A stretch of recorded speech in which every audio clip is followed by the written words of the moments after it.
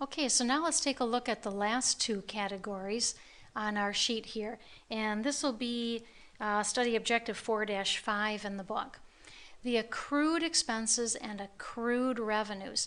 The word accrued means that something is building up.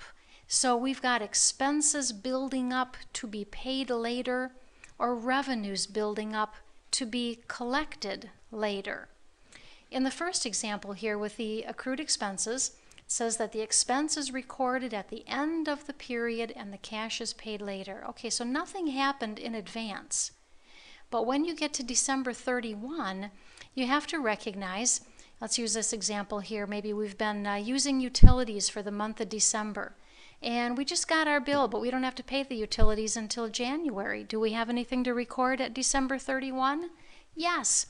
We've used utilities in the month of December, so that cost or expense needs to be recorded in the period that the utilities were used.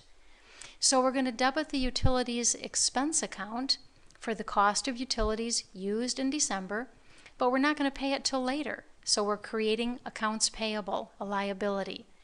Then later when you pay the bill, take the liability off the books and pay out the cash. In the last example with accrued revenues, we've got revenues building up that need to be recorded even though the cash won't be received until later.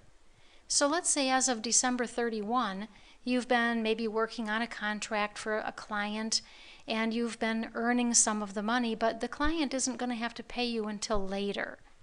So what you need to record at December 31 is the amount of work that you've already done. And that will be the revenue that needs to be recorded in the month of December when you earned it. The debit side of this entry is accounts receivable. That's how much the customer owes you. So later when the money comes in, you can remove the receivable and debit cash. Now I mentioned this before, but I have another little practice sheet for you to do. It's posted at our e-learning site, and the document is called Adjusting Entries, More Examples. And I've got the solution posted there too. So the ones on this sheet are the most basic, fundamental examples I can come up with. On that sheet called Adjusting Entries, More Examples, they're a little bit harder. So I'd encourage you to try that and then look at the solution before you try tackling any of the homework for this chapter.